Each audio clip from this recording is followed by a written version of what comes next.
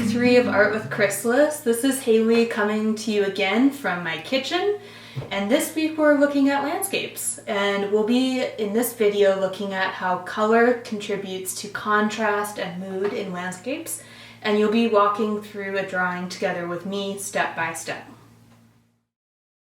For this project you will need a pencil or pen, a piece of paper, a reference photo, and several different colors to use. They can either be pencil, crayons, or markers. This week we'll be looking at landscapes in northern Vietnam in the province of Giang. Giang is known for being very mountainous and has a lot of farming, which creates the interesting formations you can see in this photo. The many lines which curve around the mountainside are actually different levels of farms which exist in this region. When you look at this photo, you're actually looking at multiple farms on the same mountain. Before we get into drawing, let's talk a little bit about color. One way to think about color is to talk about its value. Value describes how light or dark a color is. Here on this slide, you have the same color of blue. However, the blue on the left has a lighter value and the blue on the right has a darker value. If you convert a color to black and white, like I've done here on this color wheel, you can see the difference in values between colors. Understanding value is important because the lightness or darkness of a color helps us to show depth when we are drawing. Here you have a simple picture of an apple sitting on a table. Notice the picture doesn't have any lines drawn, there are only shapes. By using colors with different values of lightness and darkness, the picture is able to show an apple with a shadow sitting on a table without having to use any lines. If we convert the photo to black and white, you can see that the relationships between the colors stay the same, and you can still see an apple sitting on a table. Now you can also apply this to landscapes. This is an image of the Atacama Desert in Chile. I have selected 5 important colors from the image and have used them to create a drawing. Even though my drawing is more simple than the photograph, you can still see that it is an image of rocks in a desert landscape. The colors I have chosen indicate depth through shadows and highlights. And if converted to black and white, we can see the different values in the image. I'm going to be drawing from this image of a valley from Giang. You are welcome to follow along with me. I'll be using markers, but you can use pencil crayons or whatever is available to you. Before I start adding color, I've created a loose drawing of the shapes. You will notice I've used a light blue to create the lines instead of black. This is because I do not want my lines to show through the final drawing. Based on the photo, I have selected these 5 colors to work with. The blue will be used to create shadows, and the light green will be for highlights. I'll be starting with the shadows because this is a great way to anchor all of your shapes. With this drawing, I'm going to try to work from darkest to lightest first.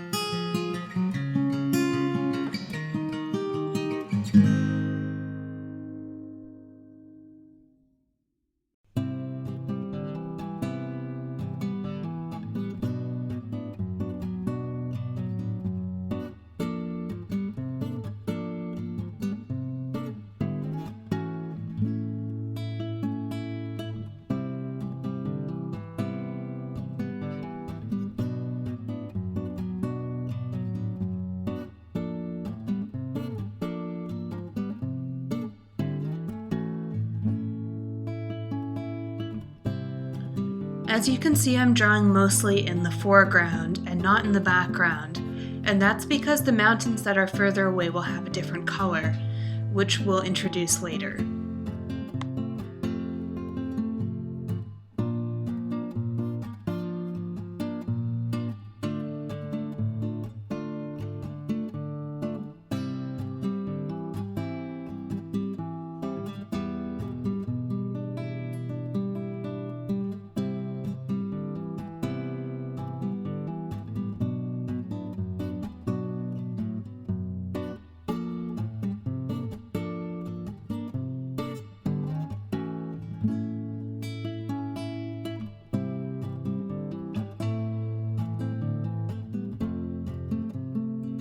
Here I'm coming in with the green. It is a very similar value to the blue I was using in that they're both very dark, but the green does sit a little lighter and it's just light enough to be more of a mid-tone than the blue.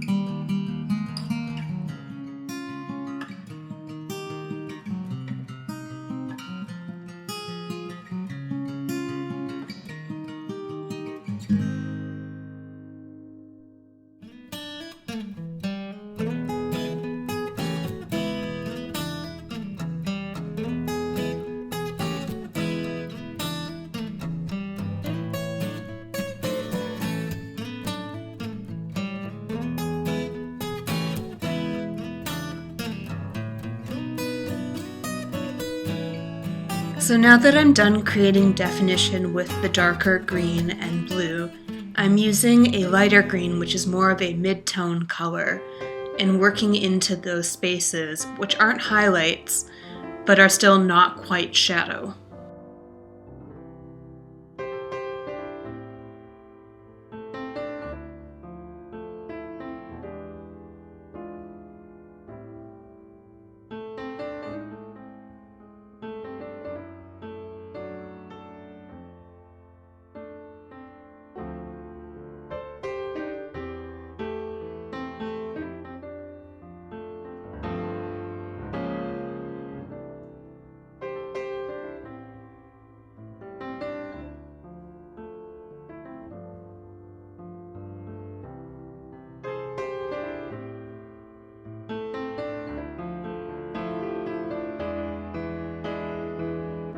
If you look closely at the original image, you'll notice there are some very lovely warm brown tones hidden in the landscape.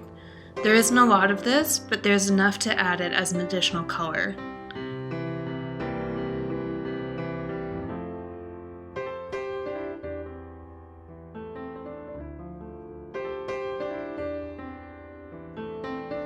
Here I get to add some highlights now with this really fresh lime green color. It's a lot brighter than the other green I used as my mid-tone, and it's more of the highlights which show where the sun is falling in the valley.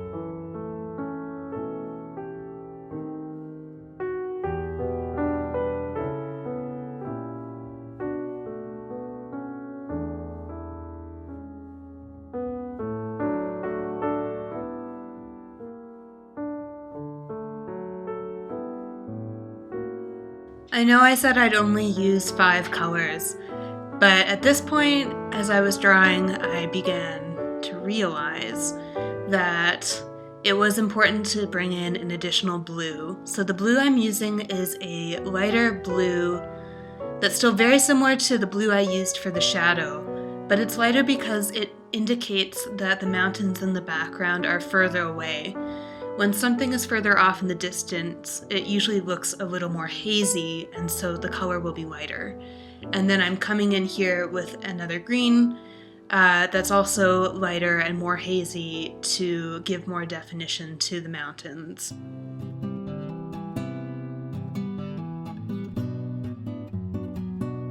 And then finally, you'll notice that in the original photo, the sky is very light and it doesn't really have that much of a color. And so as the artist, you get to decide what you'd like to do. And I really love pink, so I'm making an artistic choice here and I'm adding pink to the sky instead of leaving it white as the original photo is. This is the view of the final drawing, so you can see the full effect of all the colors I've used. It was meant to be only 5 colors. I ended up using 8, but sometimes you just need a few more colors than you thought. So thanks for stopping by today to draw along with me. I hope you guys have a fun time drawing and have a great week. We'll see you next time. Bye.